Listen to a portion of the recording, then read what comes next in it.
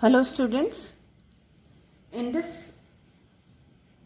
video we will study about the technique or the steps of DNA fingerprinting. Previous video में हमने principle of DNA fingerprinting किया था कि DNA fingerprinting किस principal पर based है। अब हम करेंगे कि क्या स्टेप्स या क्या टेक्निक यूज की जाती है फॉर द डीएनए फिंगरप्रिंटिंग। तो सबसे first step, the very first step, और we can just make it in the form of flow chart also. तो पहले मैं इसको स्टेप वाइज मैनर में बता देती हूँ बेटा, फिर मैं आपको इसका फ्लो चार्ट दूंगी। तो सबसे फर्स्ट स्टेप होता है, अगर किसी भी डीएनए फिंगरप्रिंटिंग अगर हमें करनी है तो द वेरी फर्स्ट पॉइंट, जो सबसे फर्स्ट पॉइंट है, that is the isolation of DNA.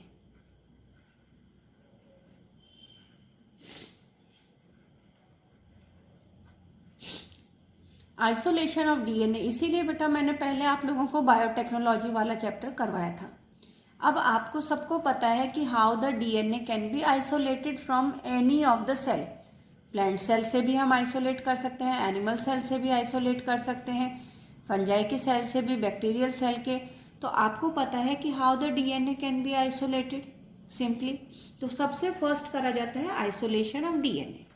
Second point, जब डीएनए को आइसोलेट कर दिया जाता है by putting the various enzyme, जैसे लाइपेज हो गया, प्रोटीएज हुआ, आरएनएज हुआ, और फिर उसके बाद में उसमें चिल्ड इथेनॉल डाल के स्पूलिंग के थ्रू उसको निकाल लिया जाता है डीएनए को। आपको पता है बेटा, ये हम एक्सपेरिमेंट में भी करेंगे।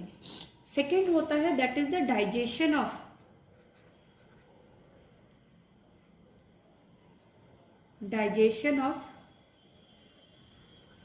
डीएनए। अब डाइजेशन ऑफ डीएनए को हम सिंपली वर्ड में कहें तो फ्रेगमेंटेशन। और आप लोगों को पता है रिस्ट्रिक्टेड एंडोन्यूक्लियस एंजाइम जो होते हैं, restricted endonuclease enzyme, they can make a cut, है ना। एक्सोन्यूक्लियस और एंडोन्यूक्लियस एंजाइम जो होते हैं, जिन्हें क्या कहा जाता है बेटा, मॉलिक्यूलर सीजर भी कहा जाता है, वो यूज किए जाते हैं जो डीएनए आइसोलेट किया उसके छोटे छोटे स्मॉल स्मॉल फ्रेगमेंट्स बनाने में। ठीक है, तो second step is the digestion of DNA by the restricted endonuclease enzyme. Third step, the separation of DNA fragments. और आप लोग बताओ बेटा कि जो डीएनए फ्रेगमेंट्स होते हैं उसको सेपरेट किससे किया जाता है, किससे किया जाता है बेटा? Yes, gel electrophoresis.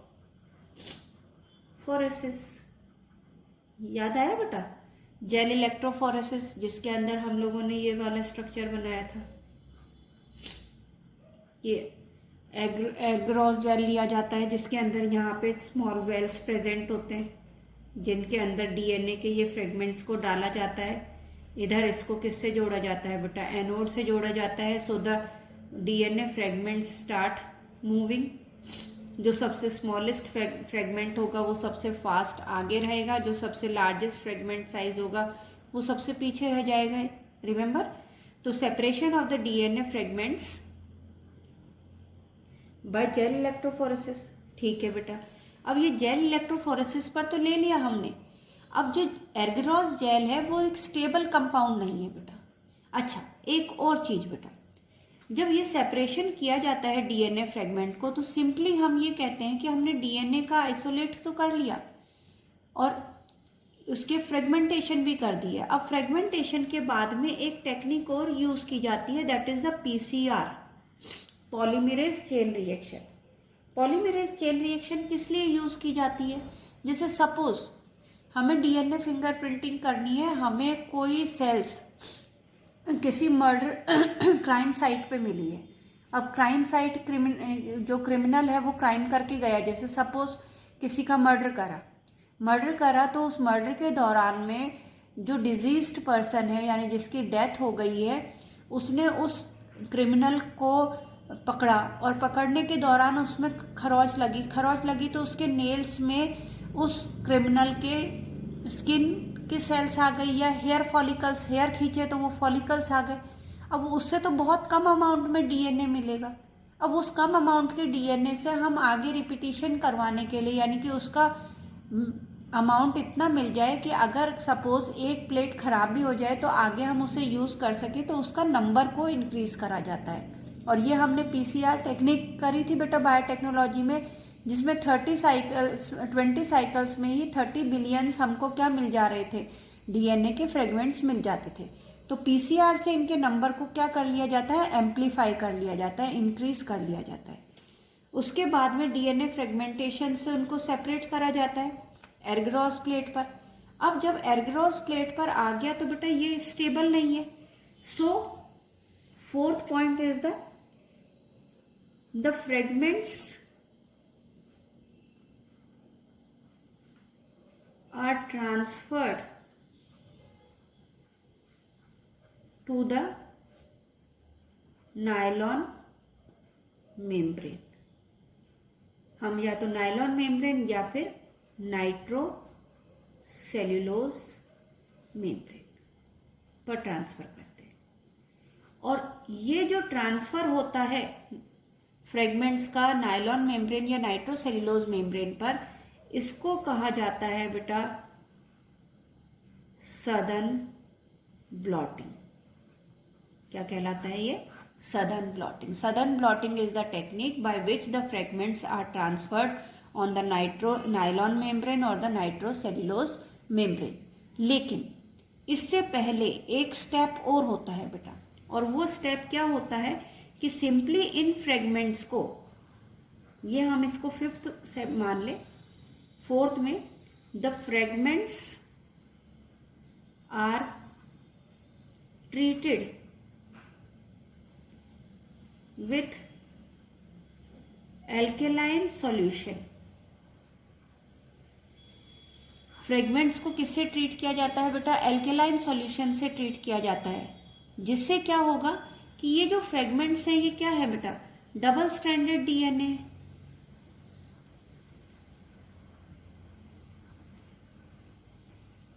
तो जब ये डबल स्ट्रैंडेड डीएनए के ऊपर एल्केलाइन सॉल्यूशन डाला जाता है तो ये किस में कन्वर्ट हो जाते हैं बेटा, सिंगल स्ट्रैंडेड डीएनए।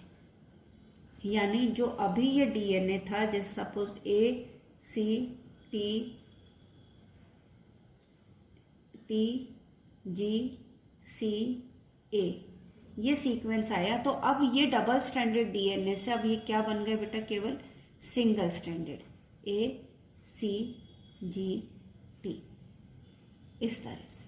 ठीक है, तो इसको डबल स्ट्रैंडेड डीएनए से किस में कन्वर्ट कर दिया जाता है, सिंगल स्ट्रैंडेड डीएनए में कन्वर्ट कर दिया जाता है। और उसके बाद में सदर्न ब्लॉटिंग से उन फ्रेगमेंट्स को ट्रांसफर कर दिया जाता है नायलॉन मेम्ब्रेन पर। नाउ अब जब ये ट्रांसफर हो गए है बेटा, तो उसके बाद में जो नेक्स्ट स्टेप है वो क्या करा जाएगा बेटा, तो जब सदर्न ब्लॉटिंग हो जाते हैं तो उसके बाद इनका करा जाता है बेटा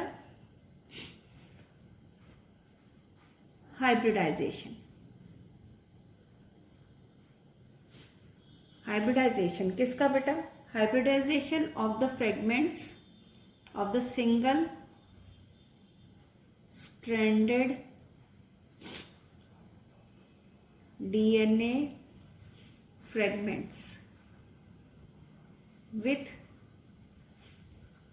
radioactive VNTR probe। याद आया बेटा, variable number of tandem repeat. अब हमने कहा था कि ये जो हमने सेपरेट किए थे फ्रेगमेंट्स जो लिए थे वो केवल किसके लिए थे, मिनी सैटेलाइट के, जो बल्क डीएनए से सेपरेट करके मिनी सैटेलाइट मिला था। अब वो मिनी सैटेलाइट में भी क्या प्रेजेंट थे, वीएनटीआर। और मैंने आपको बताया था कि वो वीएनटीआर सब में डिफरेंट नंबर तक होते हैं, और वो हमें पता है कि ये वीएनटीआर है। जैसे मैंने आपको कहा था कि अगर ACTGC है तो ये सब में प्रेजेंट है, तो हम इसके क्या बना सकते हैं, इनके नॉन सीक्वेंस के हम फ्रेगमेंट्स बना लेते हैं जो रेडियो एक्टिवली लेबल्ड होते हैं, यानी रेडियो एक्टिव सब्सटेंस के साथ में बनाए जाते हैं। तो इन्हें क्या कहा जाता है, VNTR प्रोब्स। अब क्या होगा बेटा, जैसे सपोज ये एक सीक्वेंस है ACTGC जी सी। और इसका एक रेडियो एक्टिव प्रोब हमारे पास है। रेडियो एक्टिव प्रोब को मैं ऑरेंज कलर से बना दूं सपोज, तो ये क्या हुआ, T G A C G, ये इसका कॉम्प्लीमेंट्री है बेटा। अब जब हम इनको हाइब्रिडाइज करेंगे तो क्या होगा बेटा, ए सी टी जी सी, ये इसके साथ हाइब्रिडाइज हो जाएंगे और हाइब्रिडाइज होके ये क्या बनाएगा बेटा, एक double standard DNA, T G A C G, ये बना दिया बेटा। अब now it is called as hybridization. ये क्या हो गया बेटा इसका, हाइब्रिडाइजेशन। तो hybridization is done by the labelled VNTR radio active probe. इसके साथ में इनका लेबल्ड के साथ में इसका हाइब्रिडाइजेशन कर लेते हैं। हाइब्रिडाइजेशन करने के बाद इनको क्या करा जाता है बेटा, सिंपली अब ये हाइब्रिडाइजेशन हो गया तो देन इट इज वॉश्ड। उसको प्लेट को क्या करा जाएगा, वॉश किया जाएगा to remove the extra probe. Extra probe है उनको रिमूव करने के लिए। तो नेक्स्ट स्टेप आ जाएगा आफ्टर हाइब्रिडाइजेशन, ठीक है, after hybridisation it is washed to remove extra VNTR probes. Okay, अब जो ये नायलॉन मेम्ब्रेन पर ये सारे लेबल्ड प्रोब्स हैं, इनको देखा जाएगा अंडर एक्सरेज। ओके, तो now sorry, now these are placed under X-ray film, है ना। तो एक्सरे फिल्म डेवलप की जाएगी and that process is called as auto radiography.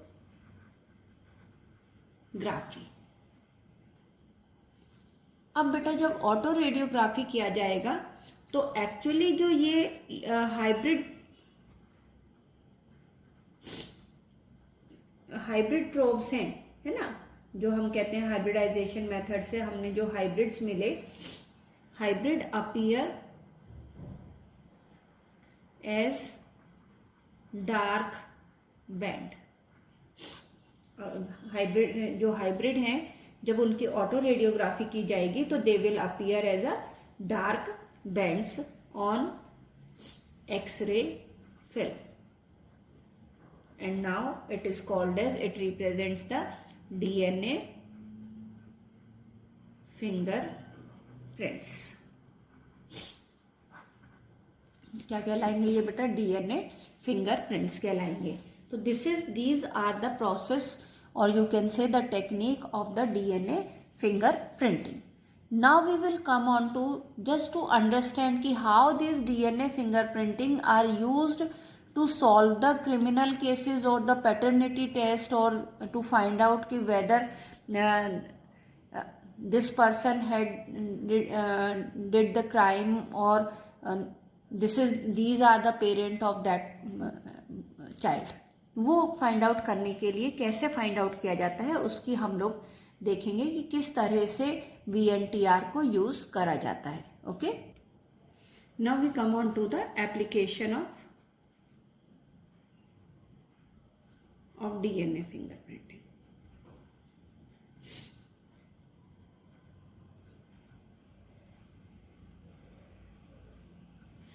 कि what are the applications of the DNA fingerprinting। अब simply ये किस बेसिस पर है, तो मैं आपको 3 क्रोमोसोम्स के स्ट्रक्चर के बेसिस पर DNA फिंगरप्रिंटिंग को एक्सप्लेन करने की कोशिश करूंगी और तीनों क्रोमोसोम्स को मैं डिफरेंट कलर्स का बनाऊंगी, उनके अंदर VNTR की lines. Okay, so that you can understand कि what is the difference between them. तो सिंपली अगर मैं यहाँ पे बनाती हूँ, सपोज मैं सिंपली ले लेती हूँ, हमने लिया DNA फ्रॉम ए इंडिविजुअल, और यहाँ पे लिया हमने डीएनए फ्रॉम बी इंडिविजुअल। ये ए इंडिविजुअल से ले लिया, ये बी इंडिविजुअल से ले लिया। अब सिंपली हमने सपोज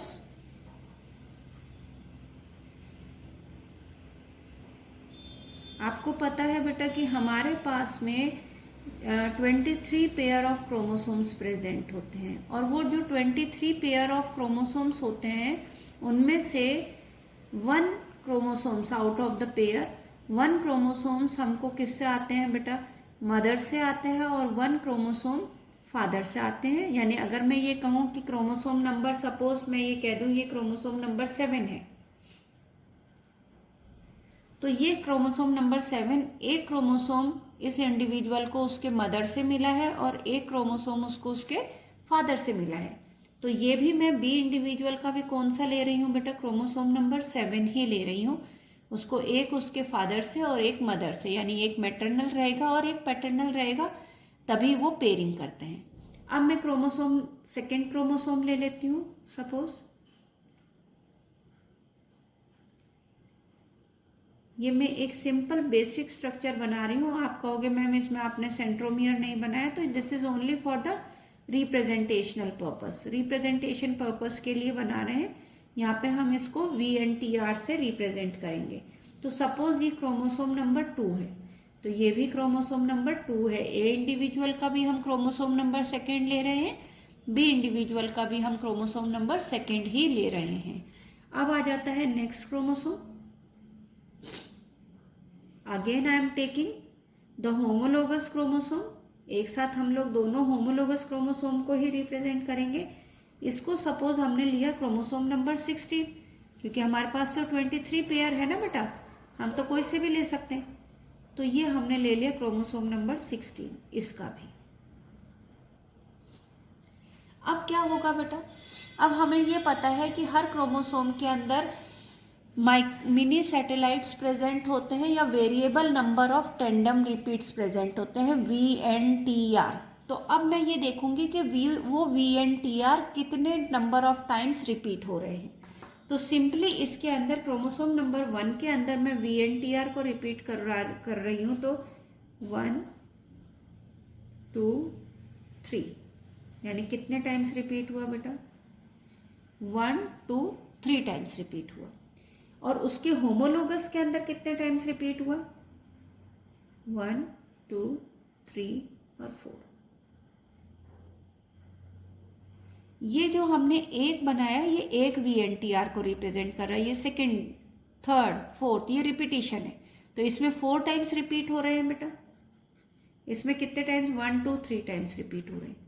इसके अंदर अगर अपन लेते हैं तो 1 2 3 4 5 6 7 8 9 10 11।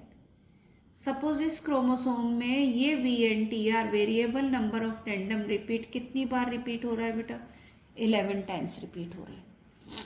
क्रोमोसोम नंबर 7 पे ही, इसी पर ही ये रिपीट हो रहा है, 1 2 3 4 5 6 7, ठीक है, 8 और 9। अब बेटा अब समझ में आया कि ये वाला क्रोमोसोम, आप कहते हो कि मैम होमोलोगस क्रोमोसोम का तो सिमिलर स्ट्रक्चर है। Similar structure in term of gene की लोकस के लिए, the similar gene are present on the same locus. ये तो जीन का नॉन कोडिंग पार्ट है बेटा।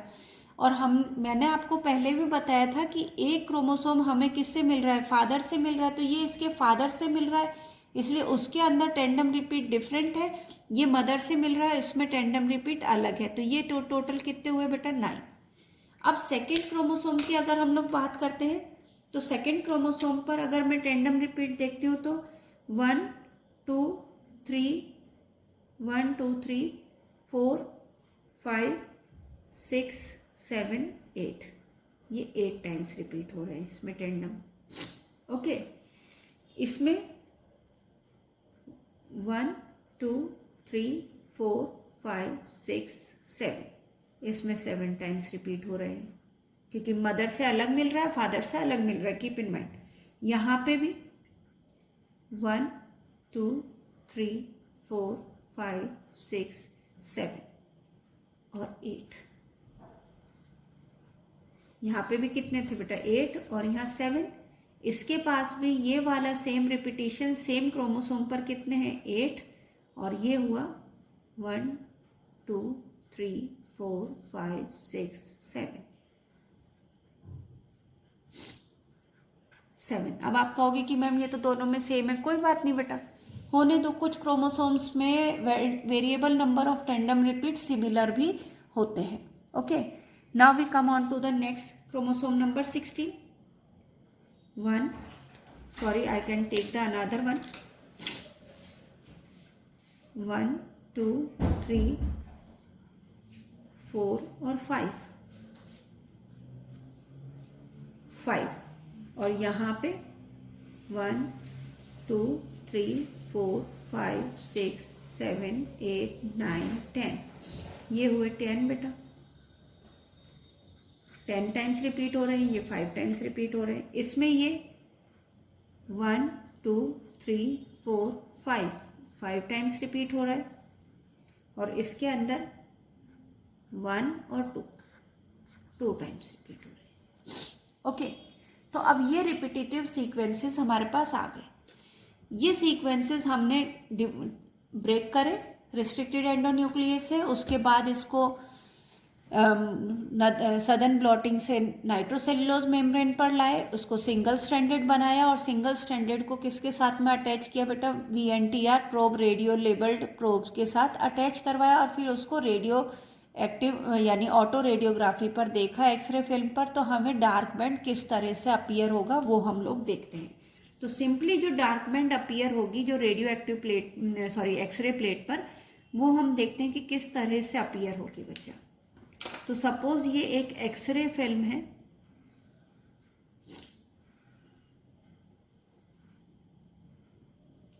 ठीक है, ये ए की एक्सरे फिल्म है, ये बी की एक्सरे फिल्म है।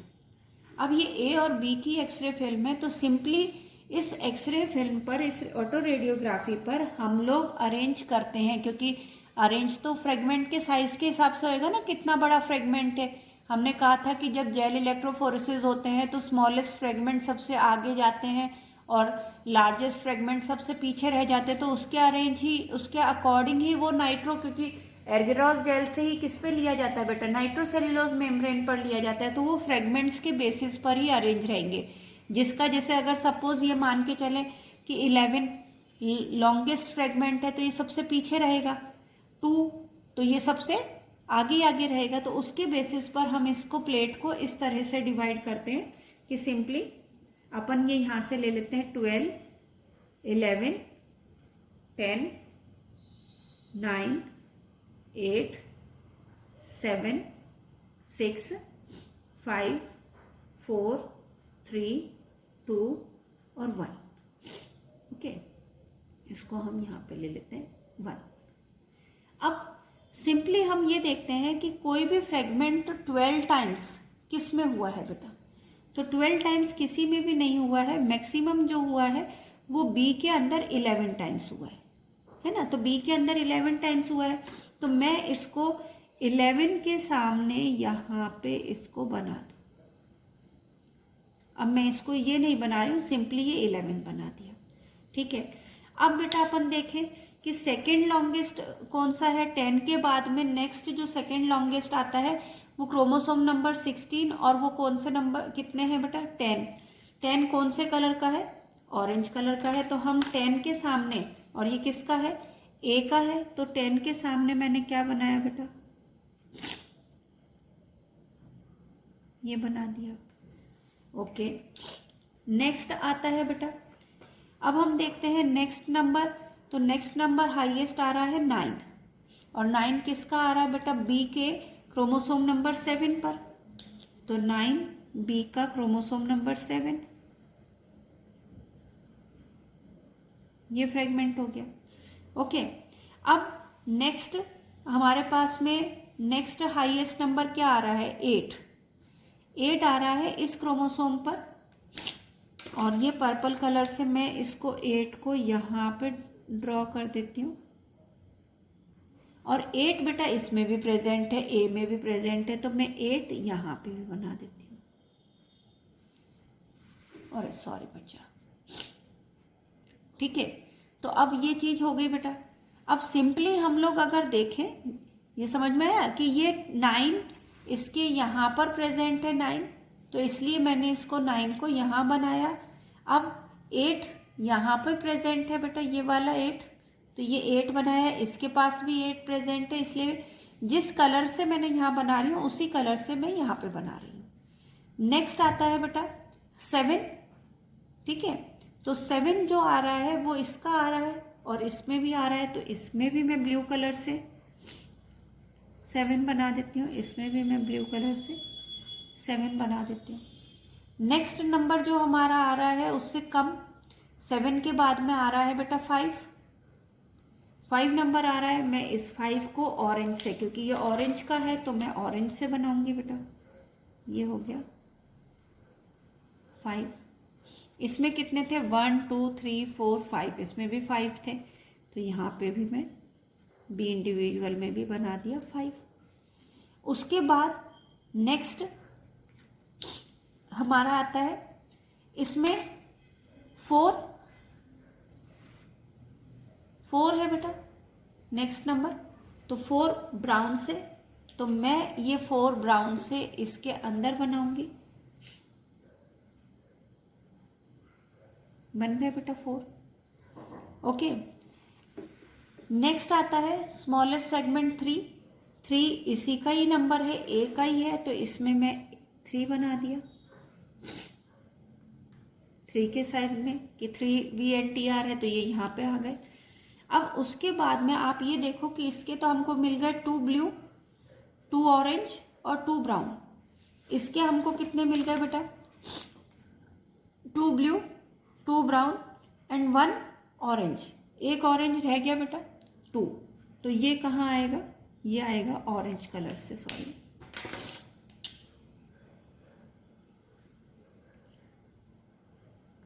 ये आया सीक्वेंस ये। अब आप ये देखो कि इन दोनों का एक दूसरे के साथ में कितनी डिसिमिलैरिटी है, केवल only some of the chromosome पर दे आर मीटिंग। अब सपोज हमें एक और, मैंने आपको बताया कि ये हमने 2 इंडिविजुअल माने जिनके ऊपर क्रिमिनल केस है।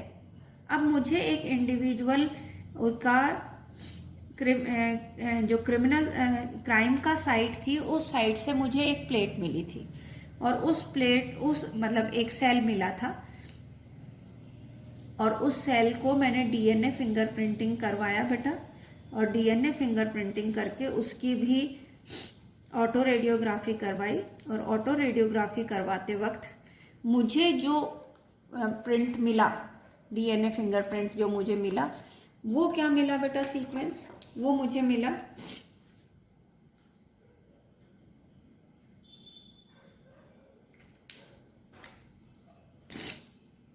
यहाँ पर मुझे ब्राउन मिला बेटा, फिर मुझे 9th पे ब्राउन मिला, फिर मुझे 8th पर पर्पल ब्लू मिला, और 7th पर भी मुझको ब्लू मिला। फिर उसके बाद 5 पर मुझे क्या मिला बेटा, ऑरेंज मिला, और उसके बाद मुझे 2 पर भी ऑरेंज मिला। अब अगर हम नोटिस करें तो 8th और 7th पर तीनों में कॉमन है, ऐसे ही